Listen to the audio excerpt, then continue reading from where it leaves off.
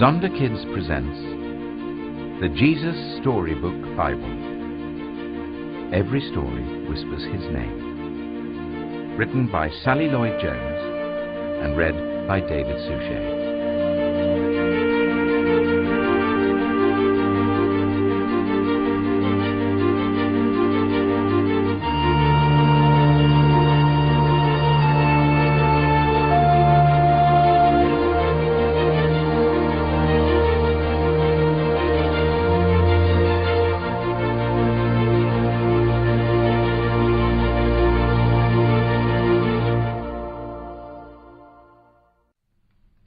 God's wonderful surprise.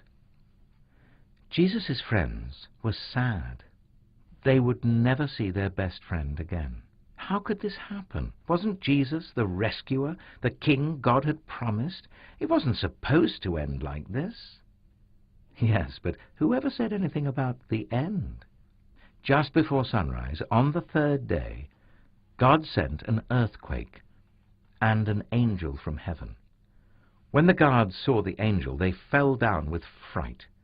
The angel rolled the huge stone away, sat on top of it, and waited. At the first glimmer of dawn, Mary Magdalene and other women headed to the tomb to wash Jesus' body. The early morning sun slanted through the ancient olive trees, drops of dew glittering on leaves and grasses, little tears everywhere. The friends walked quietly along the hilly path, through the olive groves, until they reached the tomb, and immediately noticed something odd. It was wide open. They peered through the opening into the dark tomb. But wait, Jesus' body was gone. And something else. A shining man was there with clothes made from lightning. "Don't be scared," the angel said. But they couldn't help it. They screamed anyway. The angel asked them, "What are you doing here? This is a tomb, and tombs are for dead people." The women couldn't speak. "Jesus isn't dead anymore," he said. "He's alive again." And their hearts leapt. And then the angel laughed with such gladness that they felt for a moment as if they had woken from a nightmare. The other women rushed home, but Mary stayed behind. How could it be true? Jesus was definitely dead. How could he be alive? Just then, Mary heard someone else in the garden. Perhaps it's the gardener, she thought. He'll know where Jesus' body is. "I don't know where Jesus is," Mary said urgently. "I can't find him." But it was all right. Jesus knew where she was, and he had found her. Mary. Only one person said her name like that. She could hear her heart thumping. She turned around. She could just make out a figure. She shaded her eyes to see, and thought she was dreaming. But she wasn't dreaming. She was seeing Jesus. Mary fell to the ground.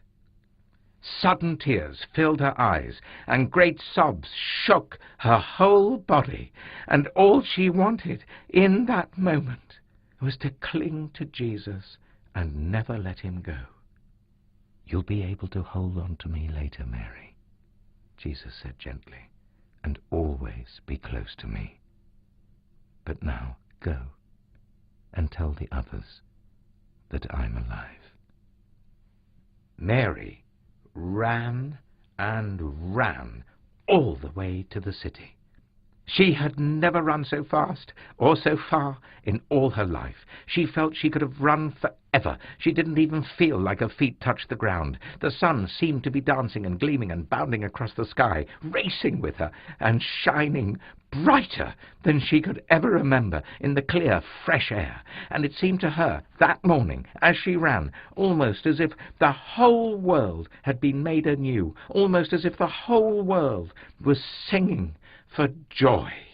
The trees tiny sounds in the grass, the birds, her heart.